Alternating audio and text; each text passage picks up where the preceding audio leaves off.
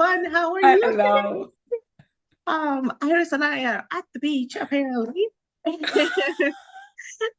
we are here to talk to you about a couple of things. For today's topic, we were thinking about identifying with a label and how that affects our choices.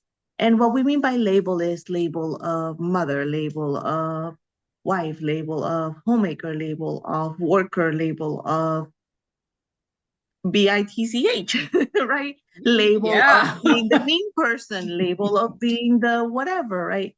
And all these labels control the way we view the world, but also control the choices, quote unquote, that we make. Iris, tell me a little bit about that. I love, love, love some of the things we were talking about before we started recording. It's the idea, and thank you. Oh, it's so good to see you again. It's the idea. Oh, and I'm having some camera that like you look lower and I look so To the top, huge. let me get closer. So the choices, the label that we attach to what we believe we are, like being a good mother, like me lady said, be a good Christian, be a good employee, and we make choices in according to how that label identify us, like the good person, the good mother, and we lose ourselves in that idea. And when thing goes outside the box, outside what we believed, or the presumption that being this good or this label is going to the outcome of it. Like for instance, your children. You have your children, you have this idea, you devote yourself to being a mother, to do the best job that you can while losing yourself in the process, being the perfect in everything that you do as a mother, sacrificing your own time. You forget yourself, you lose yourself, like a client just share. I lost myself in this, and when I looked at myself, I felt sad. I didn't know who I was. Mm, So we think we're making those choices consciously, and we end up hurting ourselves mhm, because the outcome is not what we envision life to be, mhm.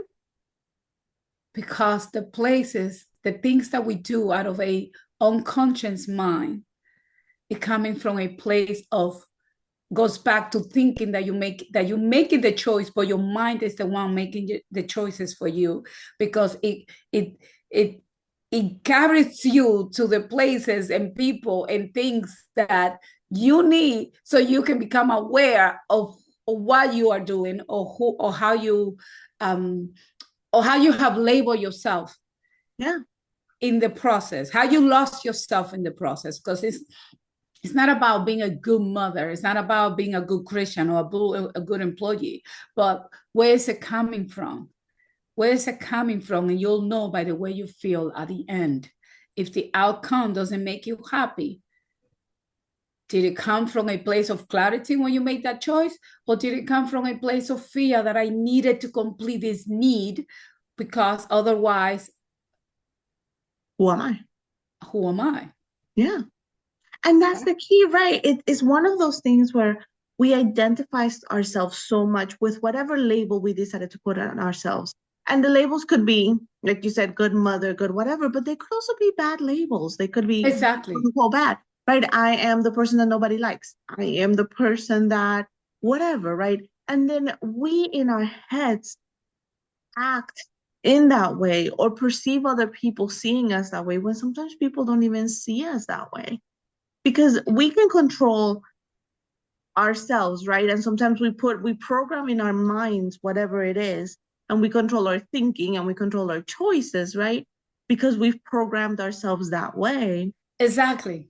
but we cannot control other people. And this is when we have those labels and we truly believe that's who I am, and somebody shows us the opposite, it causes a disconnection. It causes a no, I'm not that. Or if I was this, how come you did that? Right? If I'm a good mother, how come you stole as a child or whatever, right? And so now there's a disconnection. If I am that person that's not liked, how come you're liking me?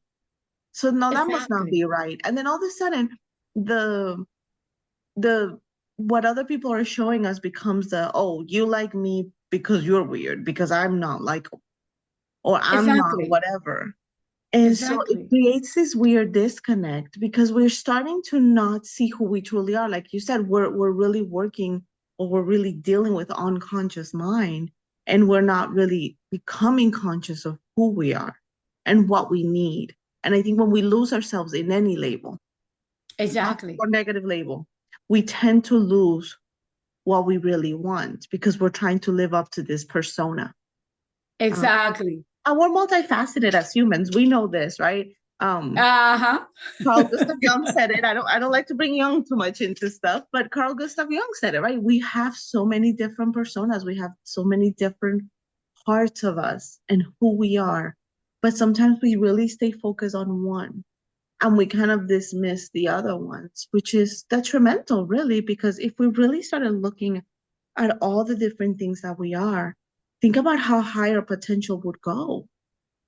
Yeah. But It's then again,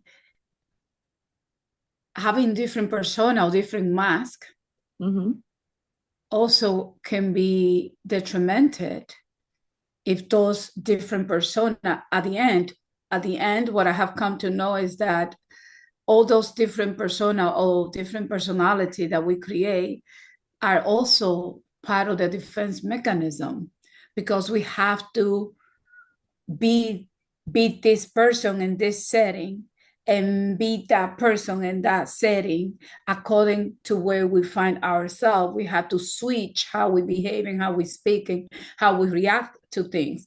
Like for instance, that person that you said that don't believe that she's likable or he likable, someplace she learned that, mhm, and subconsciously she he or she yeah, made it her reality.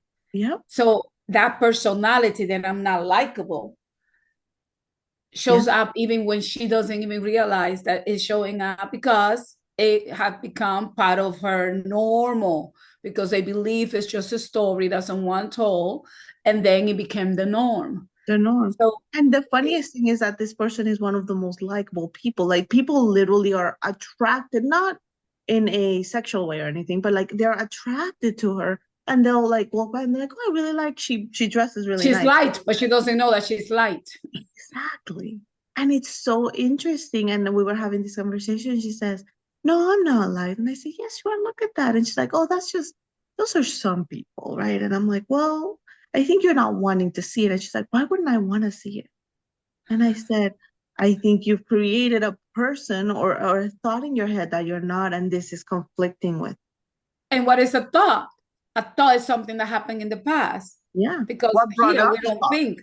Yeah. The subconscious mind keeps everything, and somewhere she was told that she was ugly or that she was not enough or she was not worth it. Somewhere she learned it.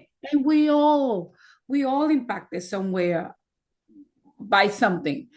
But the fact that she doesn't see it, it means that unconsciously she is reacting to something she learned before. Yep. Yep. And it could come from so many places, right? We're talking about what Yeah. people told you, whatever. It could come from trauma. It could It could come come from Barbie. It can come from Disney. no, it could come from so many places because it could come from a place of, I had a trauma, and if I'm not likable, then I won't get hurt again, right? It could Exactly. come from so many different places. It could be built into a defense mechanism. Yeah. So, with that being said, what are some of the areas what are some of your blind spots that sometimes you fall into? We would love to hear about them. Please comment, share, like all of that fun stuff. Um, and I hope you have a wonderful day. An amazing day. And be good to yourself. Don't forget, be good to yourself. Be If you're good to not good yourself. to yourself, don't expect anyone else to be good to you because it begins with you. You are the seed and the flower. You are. Oh, beautiful. Be good to yourself. Bye. Bye.